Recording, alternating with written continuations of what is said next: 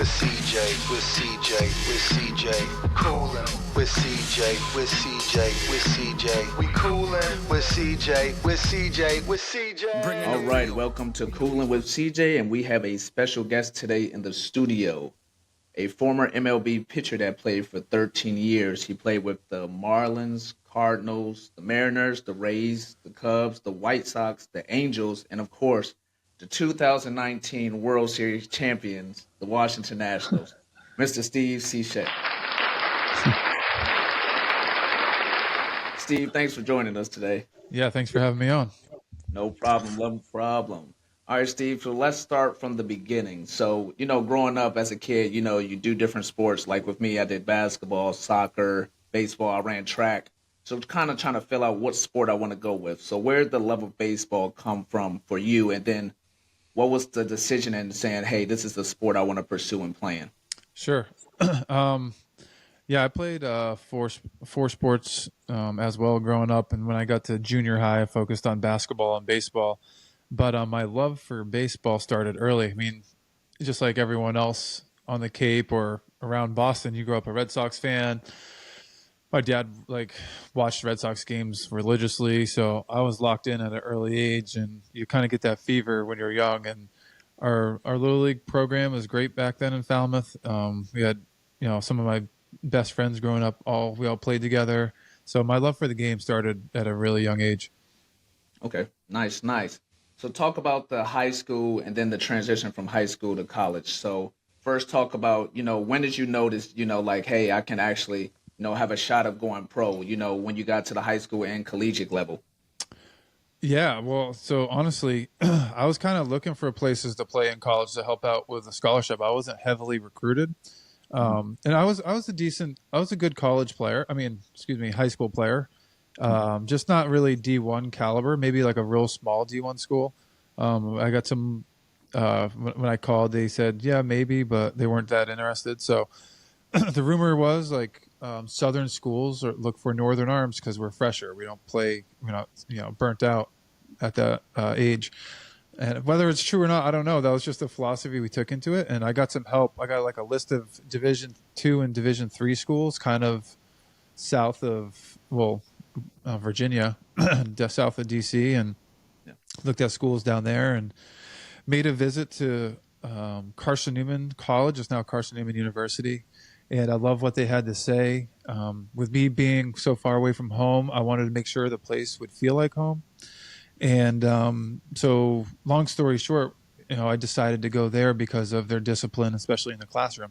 I went to school, Courtney, to be a PE teacher. I had no idea I had no aspirations of playing Major League Baseball. I mean, obviously it's everyone's dream, but right. I didn't think it was a reality until maybe my freshman year, because I jumped 10 miles an hour on my fastball just from working out and training for an entire fall. I never really did that before and got pushed to my limit every day.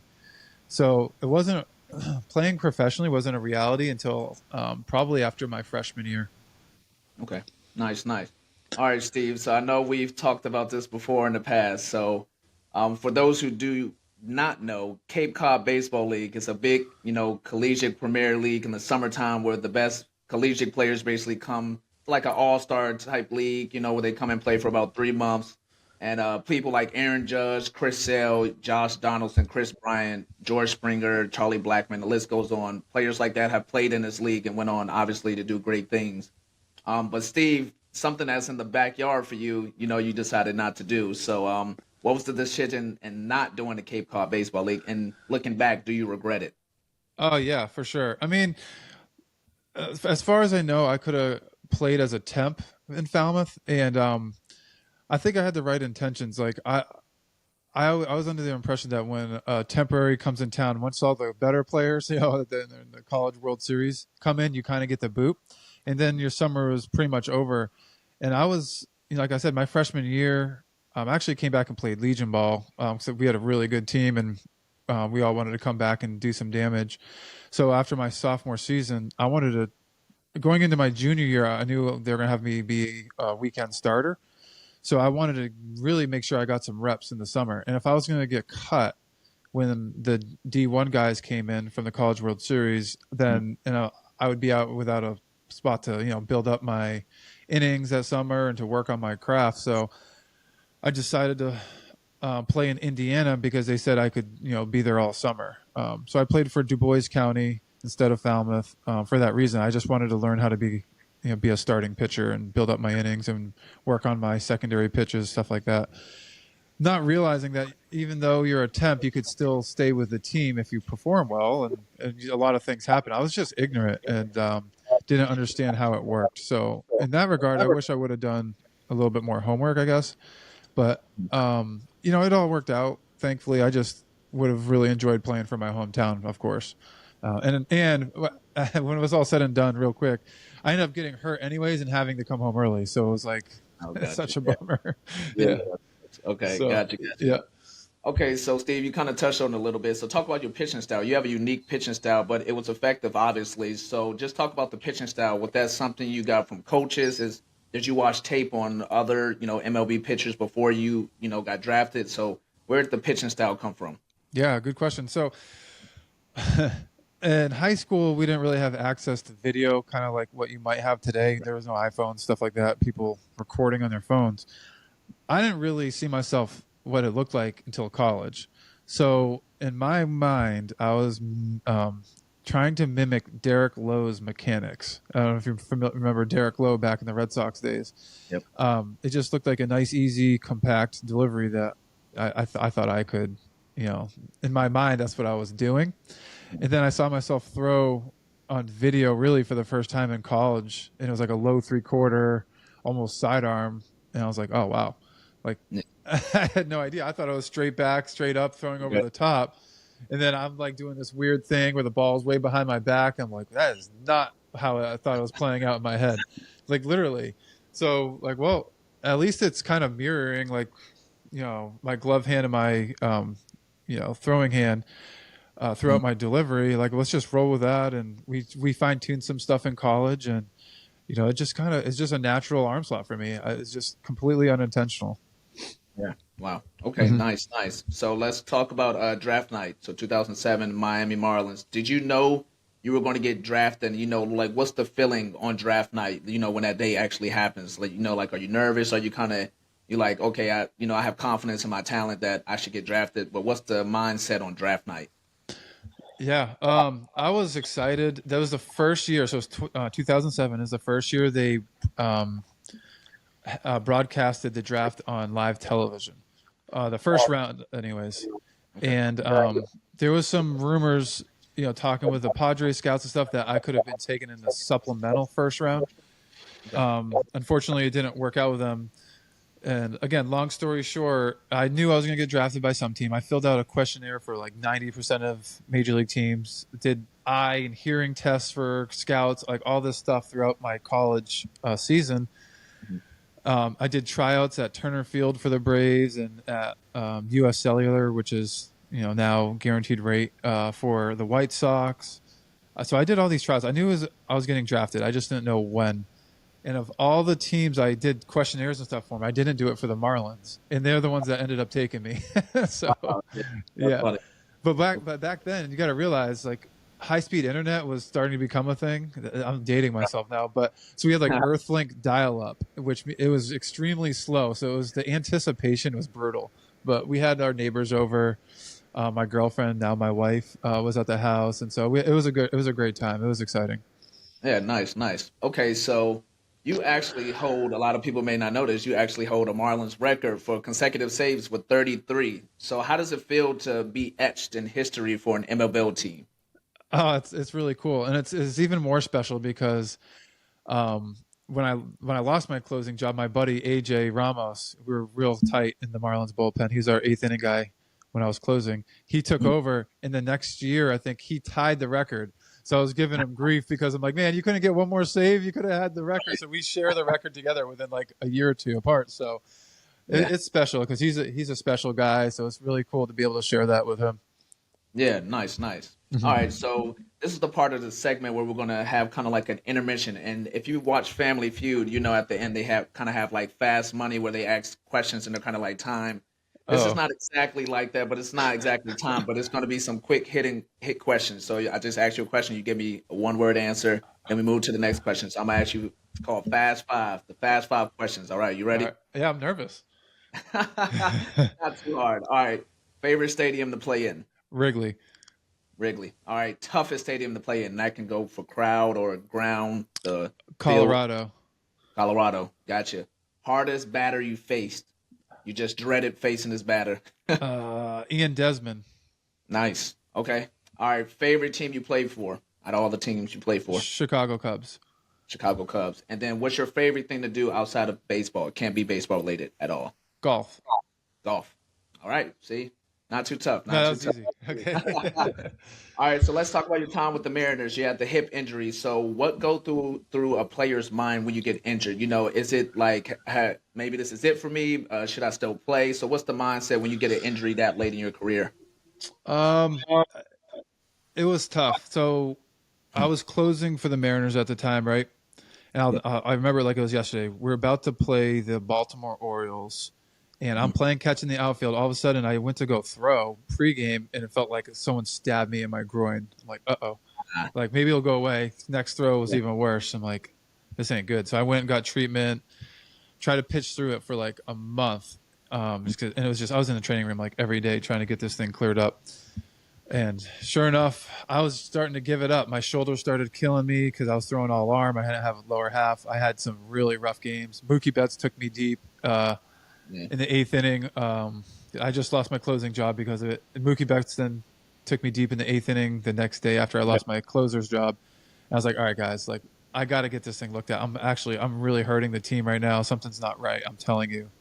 Not to make it, and I hate making excuses though. So they knew that. They're like, I'm sure something's not right. Let's get it checked out. I had a torn labrum, which is kind of common. Like you might even have a torn labrum but not realize it. But because of the way I throw, it just kind of expedited the process. Like it just shreds everything in there. Yeah. I ended up getting a cortisone shot, pitching the rest of the year, and I did really well setting up for Edwin Diaz, who's lights out closer now.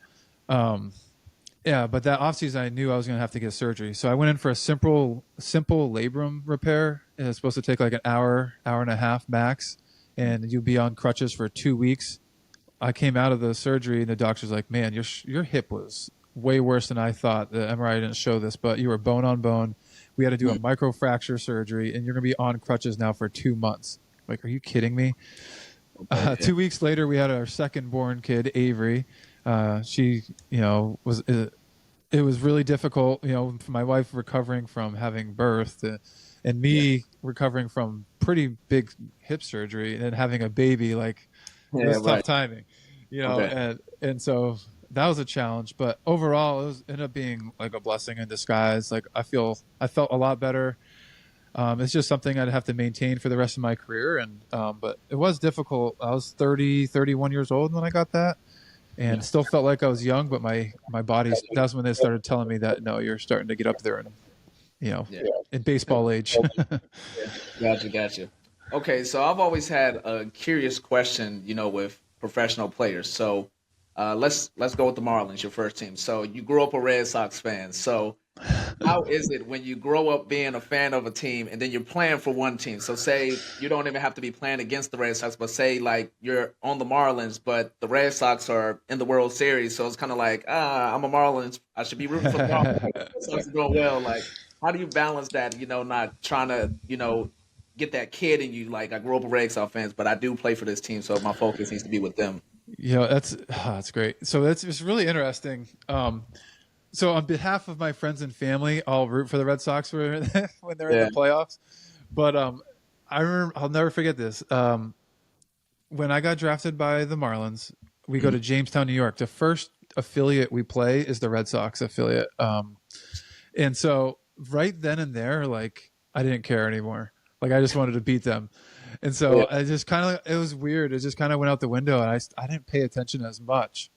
I still paid attention a little bit, but just not as much as I used to what the Red Sox were doing. And of course, when you get to the big leagues, you really want to beat them bad. And so, because all your friends and family are there, and they're conflicted. They're like, we're Red Sox fans, but we got to I don't want you to give it up, but I kind of do. And I just want to beat them. So it kind of goes out the window. It kind of went out the window when I got drafted. It was really weird. Yeah. Nice. Okay. So retired in 2022. So what was the decision in retiring? Was it, your body saying, "Hey, this is it"? Was it maybe you just didn't think you were effective enough to play anymore? What was the decision in retiring? It was a lot. Primarily, I'd say family. Okay. My girls are getting to a certain age. It was, and people have to do it. They have to leave and go to their jobs, and I get it. But I was at a point where I didn't really have to anymore. Um, so on top of all that, so my body too, like for me, it became to a point where the juice may not be worth the squeeze, and meaning like I have to put in a ton of work, which is fine, just to get myself to throw a baseball, literally. My hip I had surgery at that point, 5 years ago. They told me that, with that surgery, it could be 5 years before it gives out again, and you have to get a titanium hip or have to do Mhm. another microfracture surgery. All I know is in 2011, or I'm sorry, 2021, I was with the Angels and my hip was giving me fits. I mean, I was in there all the time again. I'm like, and it was brutal.